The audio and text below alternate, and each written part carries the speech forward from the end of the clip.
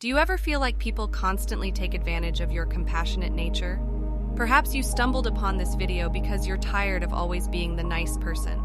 You genuinely want to be kind, but you worry that your kindness is starting to negatively affect your mental well-being. Therapist Robert Typey warns that individuals who are consistently nice tend to suppress negative emotions, which can lead to depression, anxiety, and even addiction. If you're questioning whether this applies to you and seeking guidance on what you can do about it, keep watching for signs that you might be too kind for your own good. Are you a people pleaser? There's a fine line between being kind and being excessively kind, to the point where you neglect your own needs.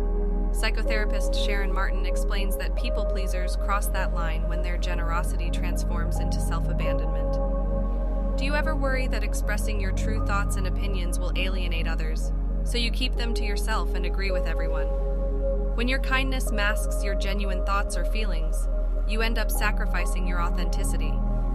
Psychotherapist Dr. Beaumont explains that this behavior often stems from the need to fit in for self-preservation, a part of ourselves called the adopted child. We adapt to fulfill our needs, constantly saying, "I'm sorry." Do you find yourself apologizing for everything and anything? Apologizing for asking questions in class or for not understanding something? Apologizing to your friends and family for taking up their time? These are just a few examples of things you shouldn't feel guilty about or apologize for.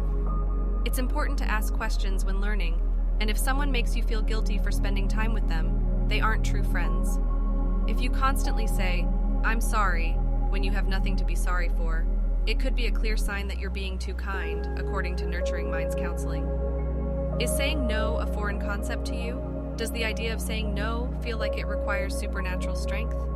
Therapist Garcia states that you're being too kind when you say yes, regardless of whether you want to fulfill the request or have the time, energy, or resources to do so.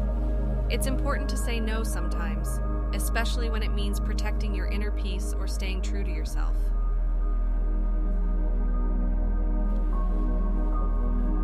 Do you believe that everyone's opinion matters? Have you ever abandoned pursuing your goals because you feared ridicule from others? Are you following a life path because it's what others think you should do, even if it makes you miserable? Thinking that everyone's opinions matter equally is a significant sign of people-pleasing. Psychotherapist Sharon Martin emphasizes the importance of differentiating whose opinions matter most and dismissing those that don't. While some opinions may hold weight, such as those from trusted individuals or experts, you shouldn't let the opinions of others dictate your own happiness and fulfillment. Remember, it's not your responsibility to manage other people's experiences or feelings. While there may be instances where you unintentionally hurt someone's feelings and need to apologize and take accountability, you shouldn't feel responsible for their emotions or reactions if you aren't the cause. Taking on blame even when you're not at fault is another common trait of people-pleasing, as noted by psychologist Dr. Lag. Does conflict terrify you? Avoiding conflict is impossible unless you suppress your feelings, desires, and needs. Psychotherapist Sharon Martin explains that suppressing your emotions doesn't make them disappear. Instead, they grow and can manifest as resentment, passive aggressiveness, and even physical pain. While unhealthy conflict can be scary, healthy conflict can lead to greater understanding and positive changes that strengthen relationships. Conflict doesn't always involve name-calling or threats, but can be an opportunity for respectful expression of differing opinions. Do you often feel the need to do everything yourself, believing that you shouldn't burden or bother anyone? The truth is, it's impossible to do everything alone. Throughout life, from childhood to old age, there will be times when we need help. Learning how to ride a bike or drive a car, building a dream life or home, these endeavors require the assistance of others and a supportive community. Everyone needs help in life. It's an inherent part of being human.